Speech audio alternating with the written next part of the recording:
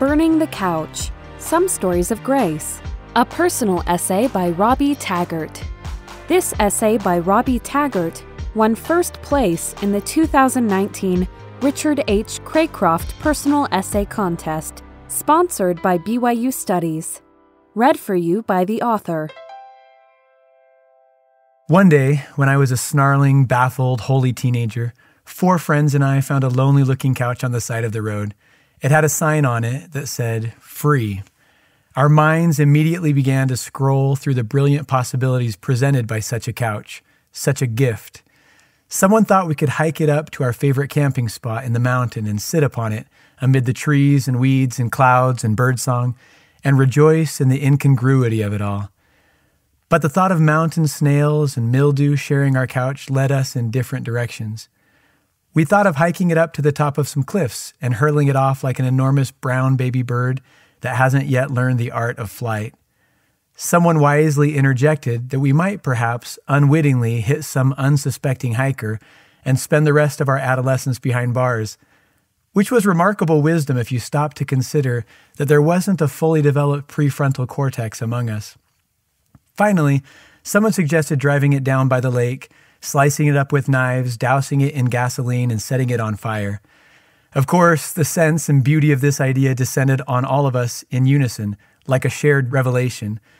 Burning a couch and taking a baseball bat to a toilet were 2 dreams that had long been high on my bucket list, and here was a golden opportunity shining before our very faces.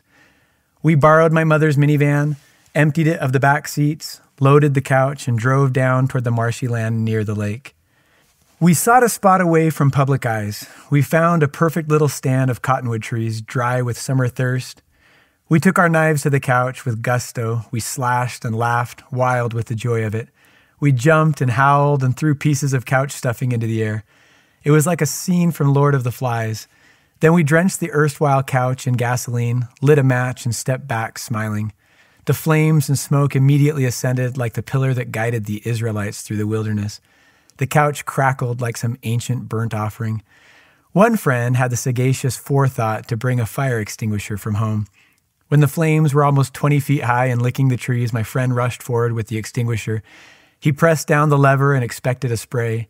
Instead, disappointment dripped out, a few meager droplets. Someone had broken the seal and the extinguisher had no pressure. The couch sizzled and blazed in the dry summer heat, and I began to fear the trees would catch.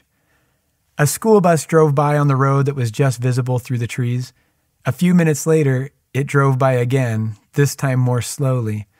We began to scramble, looking for a way to put out the fire. We grabbed a towel from the van. We whipped at the flames, but this just served to fan them higher. We tripped over weedy plants ripe with burrs, scooping up mud and flinging it at the couch.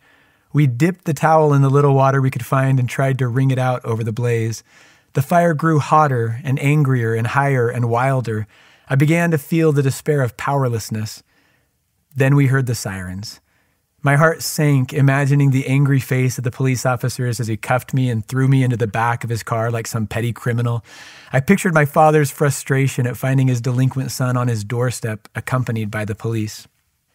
We waited in scared silence. The flames raged on. The sirens got closer and louder. We winced, but it wasn't a police car that hove into view. It was a fire engine, a single small red truck from the small local town. A burly fireman came trampling through the trees with an enormous fire extinguisher in his arms. He walked past us without speaking. For 2 minutes, he silently stood, spraying the couch, the trees, and the surrounding weeds with fire retardant, until all that was left was a black, smoldering frame with some burnt springs, sitting in a scorched field. The air hung heavy with smoke. I stammered. We were just being idiots. He smiled broadly and said, "Well, sometimes being an idiot catches up to you." And then he walked away. He got in his truck and drove off.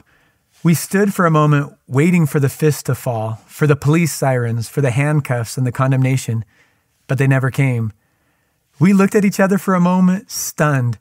Then we jumped in the van and drove away at exactly the speed limit, my friends lying flat in the back, laughing and astonished. When I was younger, I thought of God as an austere figure, waiting to catch me messing up, a God who never laughed. I imagined him as angry and eager to punish. I no longer picture him that way. My God sings and laughs and blesses and gives and forgives 70 times, 7 times, and then some. Perhaps the reality that wickedness never was happiness is not a threat. It is simply an eternal truth.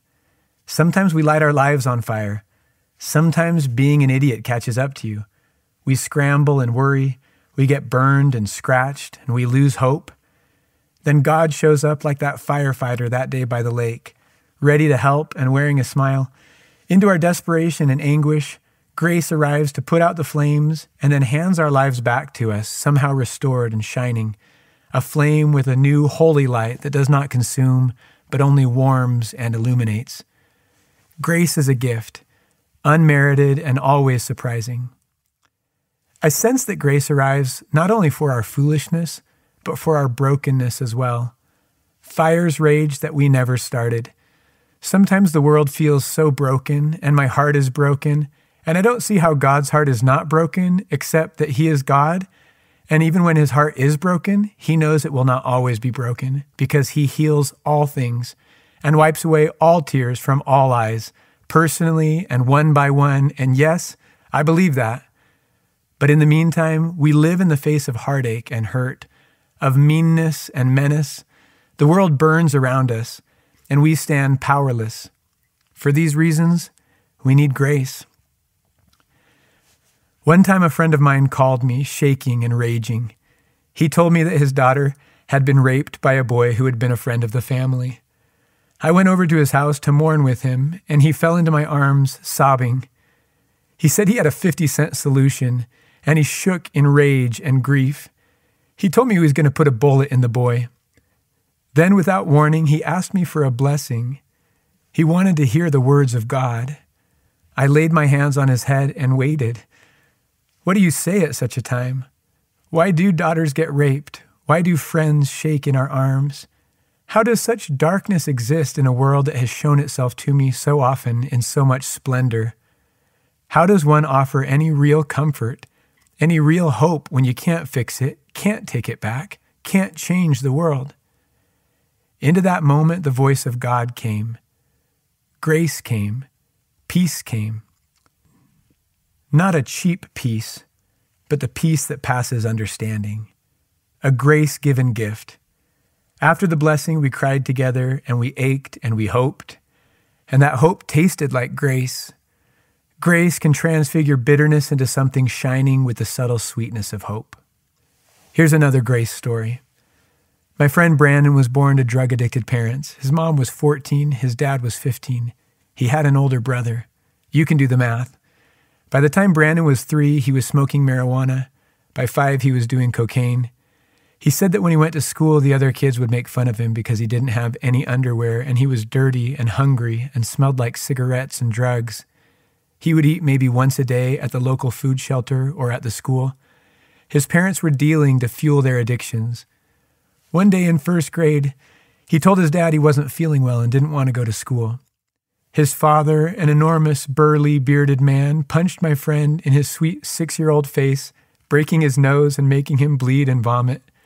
Then he told him to go to school. The little boy went. What else could he do? As a small boy, Brandon watched one day as 8 police officers attacked his father, trying to arrest him. His dad sent 3 of them to the hospital before they finally subdued him with tasers, batons, and a beanbag round. One officer led Brandon away to another room so that he would not witness the brawl. He told me that by 2nd grade, he was so tired of life that he began to consider suicide. He wondered if he would always hurt, always be lonely, always be unloved. He felt worthless. No one cared about him. By 2nd grade, he was stealing and doing heavy drugs, and his 2nd grade teacher pulled him aside and asked what was happening. Brandon refused to speak. His father had threatened to seriously hurt him if he ever told about home, and Brandon believed his dad. This teacher told him she wasn't going to let him leave the room until he told her what was going on. She told him that everything would be all right. She told him she cared about him and wanted to help him. For the first time in his life, he felt a faint glow of hope. I love that 2nd grade teacher. I wonder if she knows what her career meant. If all it meant is that Brandon is okay, it is enough. Every morning that she woke up and got herself out of bed and walked into that school to wrangle the wild, holy, beautiful children before her was worth the effort. Sometimes Grace is disguised as a second-grade teacher with her own problems and her own heartache, a teacher who is probably worried and weary over 1,000 things, but who reaches out in love to a small, broken boy. Brandon got taken into foster care, and he began to believe that life could change. He had more teachers who encouraged him, especially in his artwork. He became a sterling scholar in art with a 2.3 GPA. He has become a teacher and an artist. He teaches ceramics and makes pots with his feet and does one-handed pull-ups and wins rock climbing championships and changes lives. And his students love him because he loves them, and he has a catching laugh and a lot of joy. And he knows that love matters, and love saves us. That love, even human love, is one of the faces of grace. As a teenager, once his life had been reclaimed by astonishing grace, and he had been adopted into a real family, he saw his mom one day on the side of the road. He said her face was melting away from meth abuse. The friends he was with made some offhand comment about this ragged and shabby woman, and he told them it was his mother. He stopped to pick her up, and after a painful conversation, he dropped her off in government custody, hoping against hope for an outpouring of grace for his mom. After not seeing his father for years, Brandon went to the mental hospital where his dad was staying. He had destroyed his mind with drugs. He was like a 3-year-old, Brandon says. After a few minutes of helping his dad remember who he was, his father brought him a worn t-shirt and a small bag of beans. "I've been saving these for you," he said, "for 5 years. I wanted to give them to you for Christmas." Brandon said that his heart cracked and he felt grace heal his hatred for this man who had destroyed his childhood. There are many flavors of grace. Its light shines everywhere, on every anguish and in every heart. Bruce R. McConkie understood the ubiquity of grace. He wrote, quote, "All things that exist are manifestations of the grace of God," close quote. Everything is grace. Every single thing. This world is riddled with grace, shot through with God's mercy and love and light. A child's eyes staring back at you in the mostly darkness of the morning, leaves and leaflessness, clouds and clear skies, hope and light and joy and forgiveness and peace and strength, the air we breathe and the lungs that drink the air. These are all gifts of grace. Grace stands at the door and knocks, leans in the doorway and smiles, sits at the dinner table after the meal has been finished, pushes back the chair and roars with laughter. Grace makes the meal.